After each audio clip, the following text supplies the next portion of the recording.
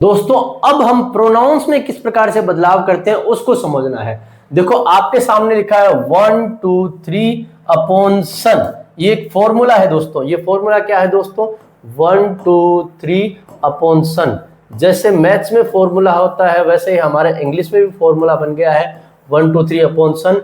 यहाँ पे मेरे 1 2 3 क्या है? ये पर्सन है। First person I we, second person you, बाकी सारे बच्चे हैं वो थर्ड पर्सन। एस का मतलब क्या है यहाँ पे दोस्तों? सब्जेक्ट है। ओ का मतलब क्या है दोस्तों? ऑब्जेक्ट है। और एन का मतलब क्या है? इसमें नो चेंज होगा दोस्तों। इसका मतलब अगर फर्स्ट पर्सन आता है तो उसको सब्जेक्ट के अनुसार चेंज करना है, अगर सेकंड पर्सन आता है तो उसको ऑब्जेक्ट के अनुसार चेंज करना है, और अगर थर्ड पर्सन आता है तो उसमें किसी प्रकार का कोई बदलाव नहीं होगा दोस्तों। इसको मैं एग्जाम्पल के साथ में आपको समझाता हूं दोस्तों हमारे सामने सेंटेंस दिया हुआ है डायरेक्ट स्पीच का, he said I eat 2 apples. ये हमारे सामने दिया हुआ है। आंसर इसका बना है ही सेड, कनेक्टिव क्या आ जाएगा? दैट, क्योंकि ये सिंपल सेंटेंस है इसलिए दैट आ गया। अब ही यहाँ पे आ गया है आई की जगह। अब दोस्तों आई की जगह ही क्यों आया उसको समझने का प्रयास करते हैं। यहाँ पे आई दिया हुआ है वो हमारा कौन सा है दोस्तों? फर्स्ट पर्सन है। फर्स्ट पर्सन किसके अनुसार बदलेगा? सब्जेक्ट के अनुसार। इस वाक्य में हमारा सब्जेक्ट क्या है? ही। दोस्तों यहाँ पे एक बात आपको बताना चाहूंगा, मैं बात कर रहा हूं यहाँ पे सब्जेक्ट की, मैं बात कर रहा हूं यहाँ पे ऑब्जेक्ट की।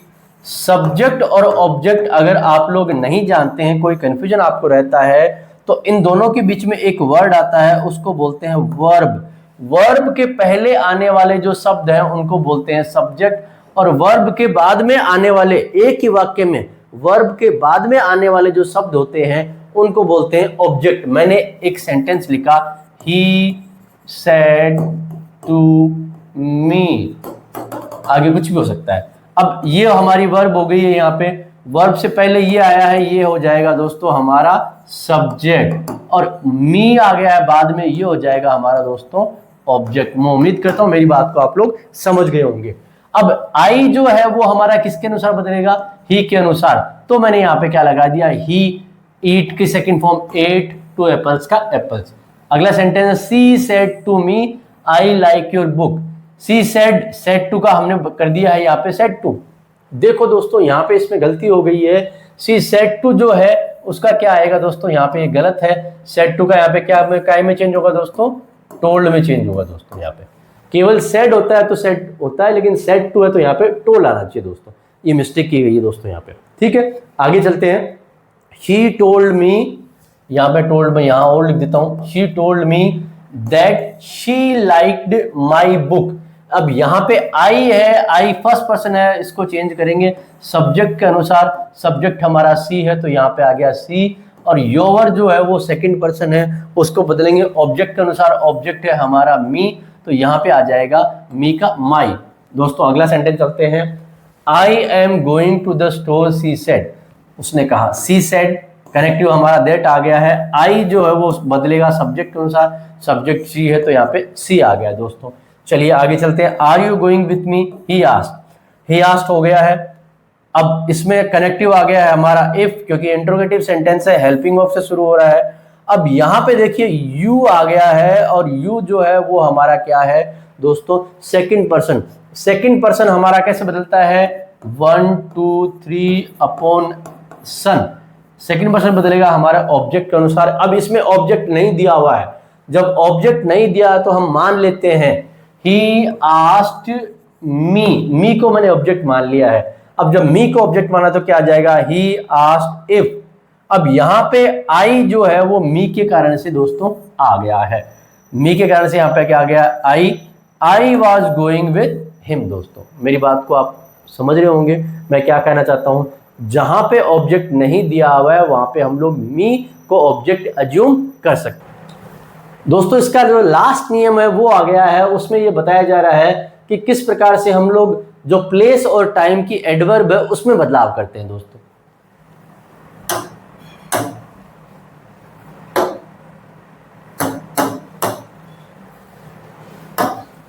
दोस्तों जब भी नाउ दिया हुआ आएगा तो नाउ को हम चेंज करेंगे देन में, दिस को चेंज करेंगे दैट में, दीज को चेंज करेंगे दोज में, थस को चेंज करेंगे सो में, हेयर को चेंज करेंगे देयर में, और एगो को चेंज करेंगे बिफोर में। ये आपको याद रखना है। ये सारे वर्ड जो है वो हमारी रिपोर्टेड स्पीच के अंदर जब भी आते हैं तो हमें इस प्रकार से इनको बदलाव करना होगा दोस्तों। चलिए दोस्तों आगे चलते हैं। आगे दोस्तों अगर टुडे आता है तो उसको चेंज करेंगे दैट डे में, यस्टरडे आता है तो उसको चेंज करेंगे द डे बिफोर में, टुमारो अगर आता है उसको द नेक्स्ट डे में, और नेक्स्ट वीक तो आता है तो उसको कर देंगे द फॉलोइंग वीक में दोस्तों। जब भी ये वर्ड आते हैं तो इनको हम लोग इस प्रकार से चेंज कर देंगे दोस्तों। यहां पे मैं उन वर्ड्स की बात कर रहा हूं जिनको हम लोग चेंज करें। सेंटेंस नंबर 1 है she said I am buying A laptop today. Today जो है वो चेंज होता है दोस्तों काय में, दैट डे में, ये हमने चेंज कर दिया है। He said I need your help now, now change होता है हमारा देन में, ये हमने चेंज कर दिया है।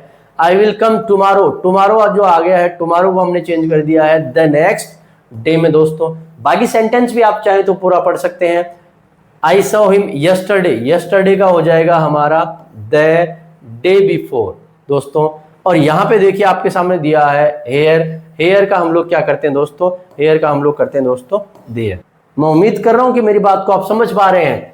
टुडे का हमने कर दिया है दैट डे, नाउ का कर दिया है देन, टुमारो का कर दिया है द नेक्स्ट डे, यस्टरडे का कर दिया है द डे बिफोर या द प्रीवियस डे, और हेयर का कर दिया है दोस्तों देयर। यहाँ पे अगर आपके सामने कुछ मॉडल्स आते हैं तो उनमें बदलाव कैसे करेंगे।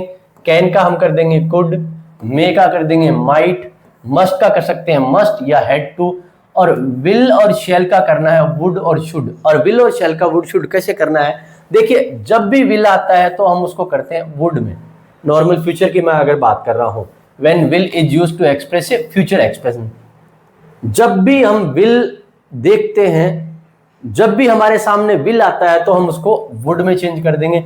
लेकिन जब शैल आता है तो उसको हम शुड में भी और या वुड में भी चेंज कर सकते हैं। ये कैसे होगा दोस्तों, ये ऐसे होगा कि जब भी शैल के द्वारा हम नॉर्मल फ्यूचर की बात कर रहे हैं तो हम क्या करेंगे, उसको वुड में चेंज कर देंगे। मैं फिर से रिपीट कर रहा हूं, शैल के साथ में नॉर्मल फ्यूचर की बात हो तो हम लगा देंगे वुड, लेकिन शैल के साथ में हम लोग दे रहे हैं सजेशन या ऑफर तो हम लोग लगा देंगे दोस्तों शुड। इसके एग्जाम्पल के साथ में हम लोग समझते हैं दोस्तों।